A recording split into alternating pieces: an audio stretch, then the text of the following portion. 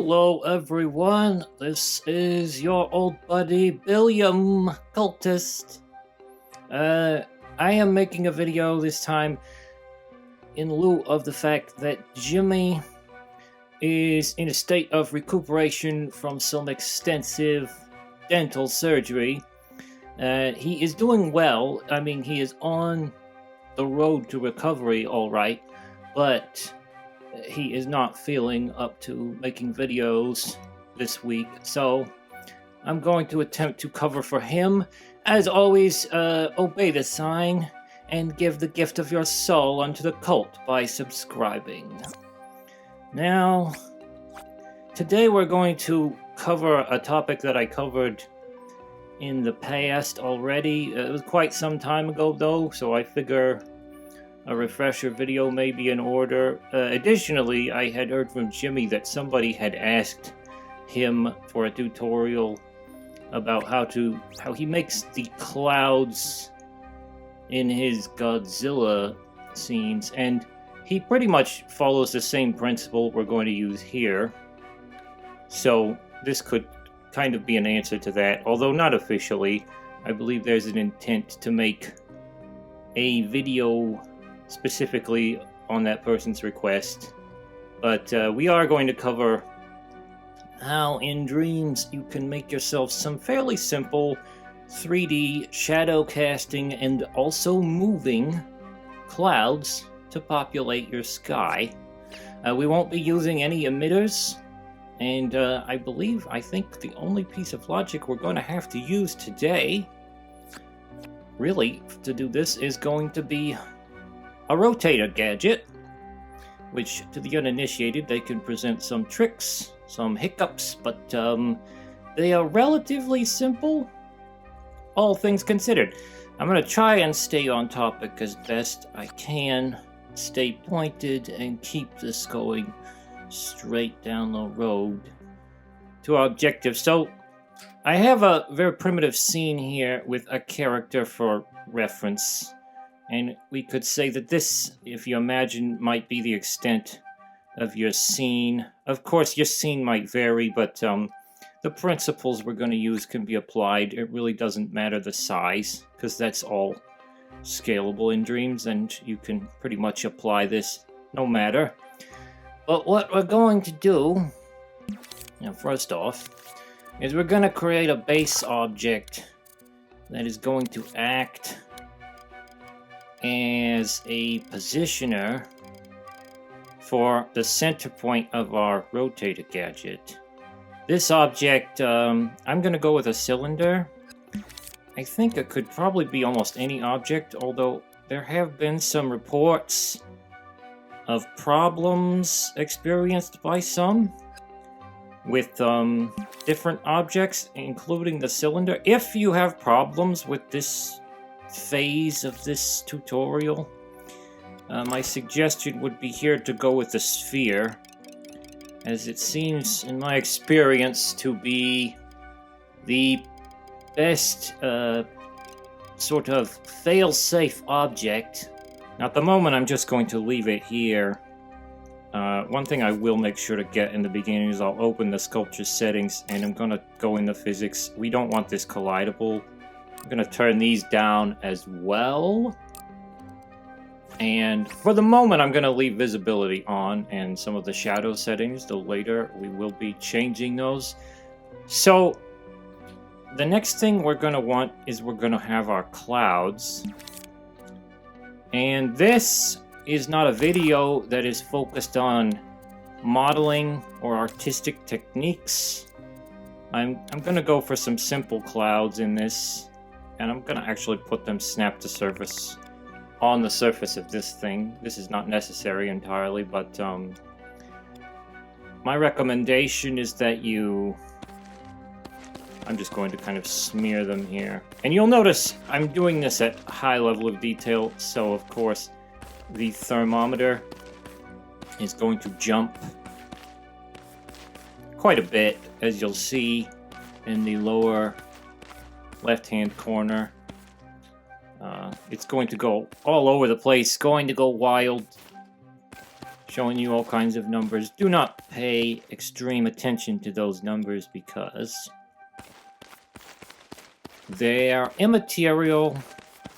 In the end of this, we are going to reduce the detail on these clouds anyway, which, by the way, reduction of detail for clouds is almost a must because of their nature, but anyway, some simplistic clouds. They're not exactly as, we're not going to go into too much depth. You can, of course, when you do this yourself, make this cloud sculpt object as detailed as you find the time and desire to do. So, do not look at the simplicity of this as if it were something set in stone. You can do whatever you need to make the clouds beautiful in your eyes as they need to be. So, I will go and do this though, even though it's not really necessary for this. I will put a wax, make them a little more translucent in that sense. But we have these clouds. Now I will get into this sculpt, and I am going to take the collidability off that, the imp interaction, and the physics cost. That's all I'm going to do. I guess I would advise going in here and setting to scenery just in case.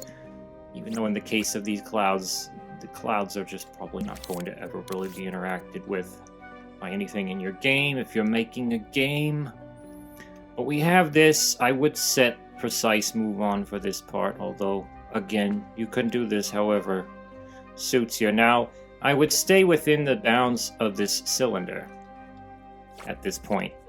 And what we do now is we're just going to clone this out several times and change the positioning and kind of create a weather pattern all the way around this cylinder and kind of fill it out with our clouds. And you can increase the size to create variation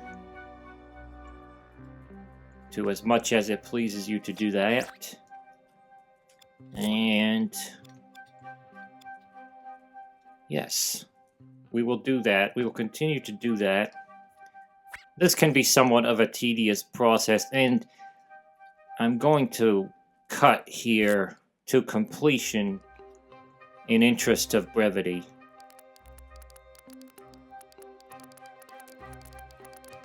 Okay, so we are back on track. I have, as you can see, duplicated out my cloud sculpture, my modest cloud sculpture, a number of times around this cylinder, and I have created a somewhat modest cloud pattern.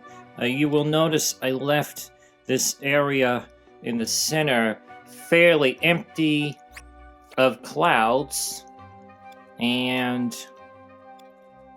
that is because, well, I will show you, but ultimately this contraption is going to rotate around this center, and it will look weird because clouds at the center will really not look as if they're moving across the sky. They will simply stay in place and they would spin around interminably, which is not what I want.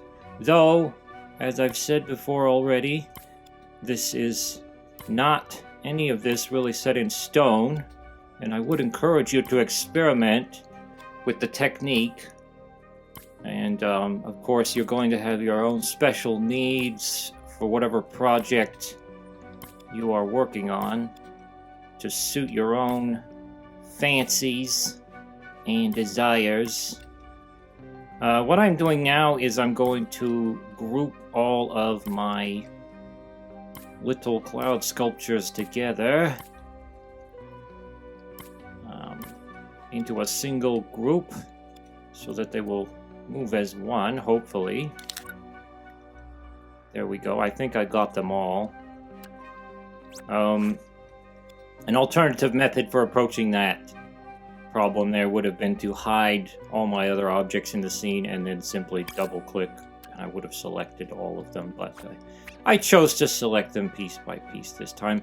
Now what we're going to do is we are going to get... I'm going to reduce the scale of this. I just want to. This is not really necessary, of course, but turn that off, snap surface, and I'm going to get this stretch tool and kind of reduce the thickness of this to about so much. Now, I am going to get into the settings again on this, and we earlier turned off the collidability when we turned down these two settings, but I'm now going to turn off the visibility entirely. And in addition to that, I'm going to take where it says cast shadows and put it to never.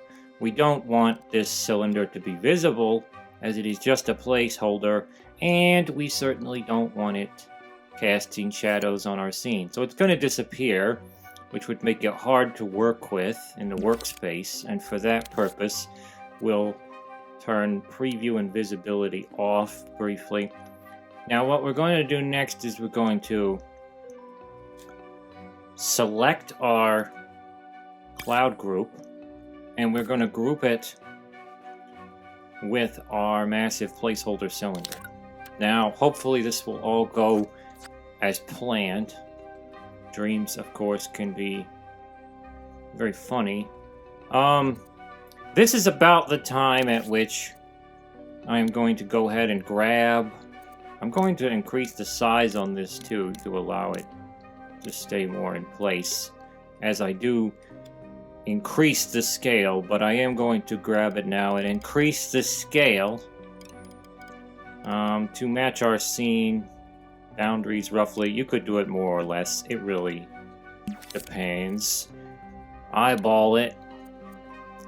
Keep an eye and decide what you need. I'm going to go back now that they've been grouped, and we're going to preview the invisibility. So as you can see, now we have something that looks much more like we have clouds in our scene, floating low. Maybe too low. They're good enough for me, I think. But as you can see, they're floating low there. Now, this is the final step, and it could be the most troublesome step for you, depending on how your gadgets behave. For this step, I will go back and I will turn back on our visibility, just to be sure we're not doing anything crazy. We're going to get into gadgets, and we're going to get our single piece of logic for this tutorial, and that is your basic bog standard rotator. And I don't need the tutorial, Dreams. Thank you very much. I am making the tutorial today. But Dreams does offer little tutorials if you need them. That is a handy thing that I think is sometimes glossed over. But let's stamp this onto this. It doesn't necessarily need to be stamped onto the group. You can do the thing where you go inside of it and you take this affected object's wire and you just hook it to the group, and this thing floats free, but we're stamping it. Now, as you can see, when I stamp that, the rotator is going to set a rotation point, and it's choosing to set the rotation point based on the geometric center of the entire group, which, because we have the massive placeholder sphere, should be pretty much dead center of the sphere, or I'm sorry, excuse me, it's a cylinder in this case.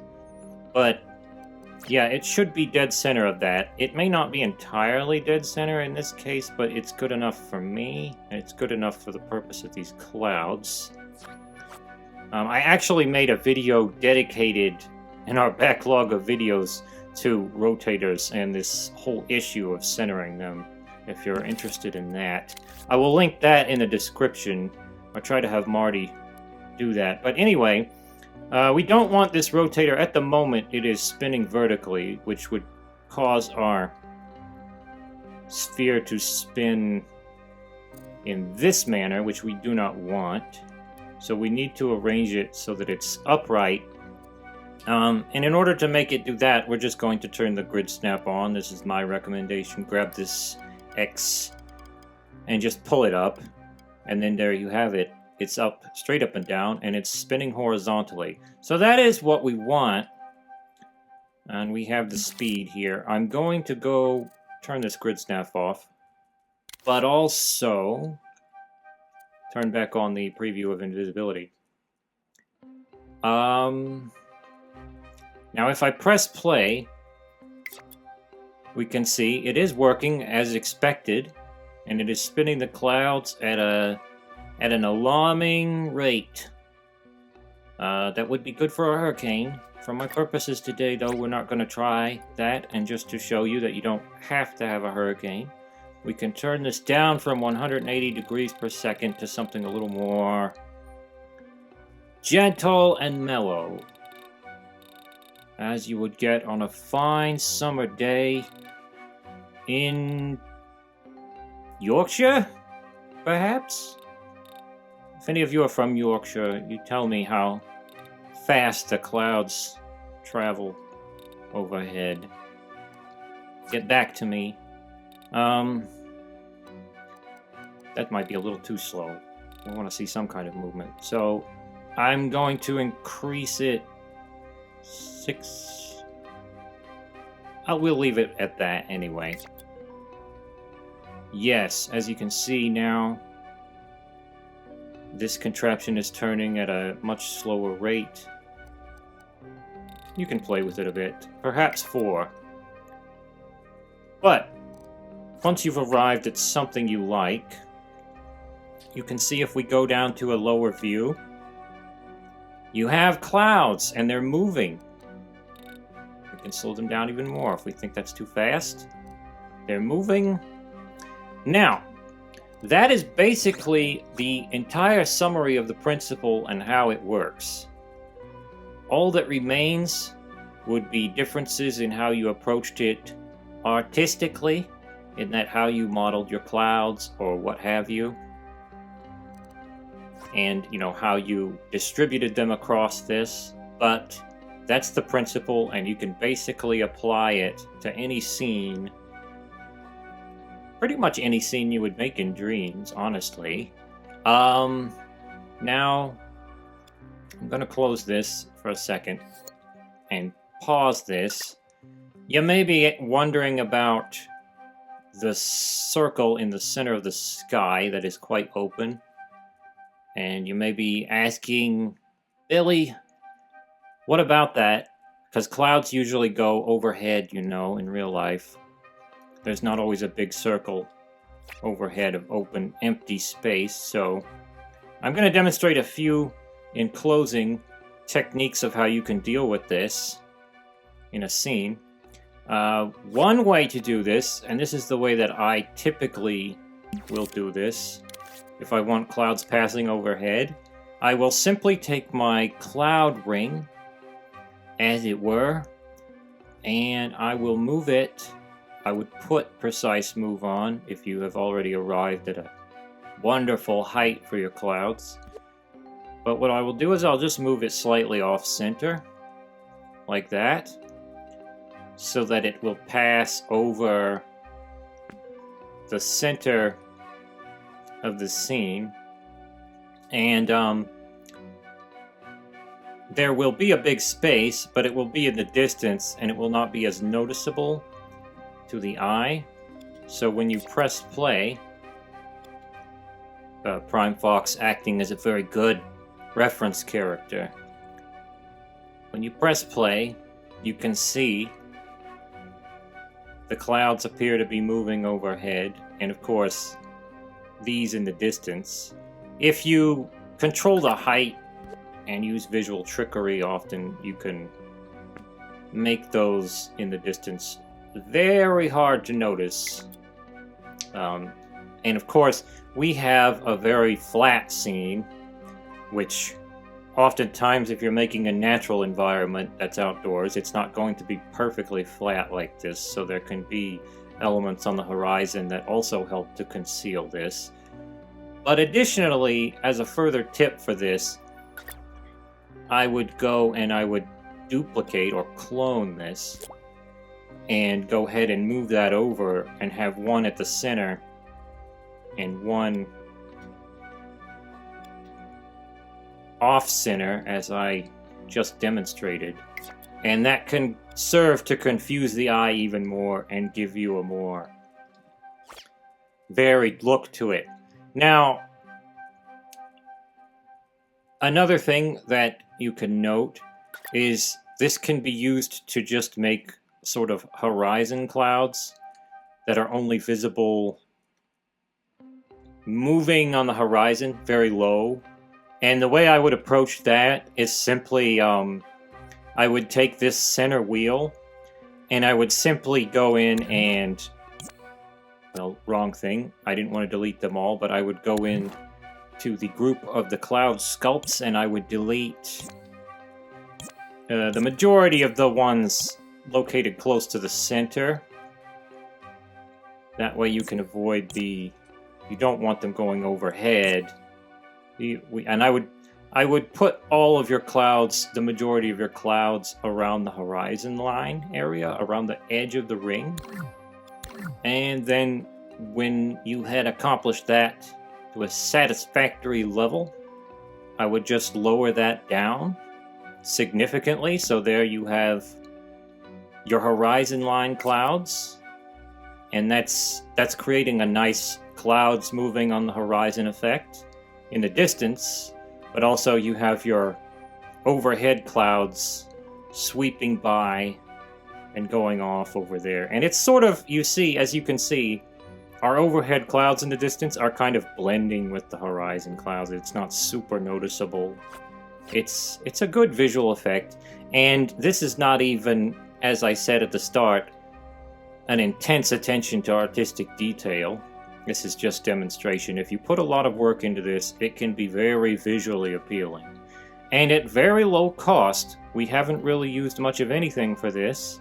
And as I said, the only piece of logic is this rotator. So there you have it. I hope that helped. I hope I was concise and reasonably easy to follow. I don't do these videos as often as Jimmy, so my style may not be as eloquent, but I hope it helped out. If you're new and not subscribed, go ahead and subscribe if you liked it, because we make more. We try to keep on going with this. It's free to subscribe to. It doesn't cost you anything at all, and it's helpful. You can also leave a like. That's great. You can also, if you want to make a donation to us, which we appreciate that very much, you can go to our Ko-fi page, which is linked in the description of all our videos, I think. And you can donate to us. You can either donate once or you can do it on a monthly basis. And I'd like to thank out loud, just for once, the people you saw in the credits go by who have been supporting us monthly. I know there's only 2 of you, but you are real super supporters. Thank you to Mr. Gumbit and Wally Shadow for your contributions over all the time we've had so far. You're all appreciated, and I hope this helped. This has been Billy Cultist. Bye-bye.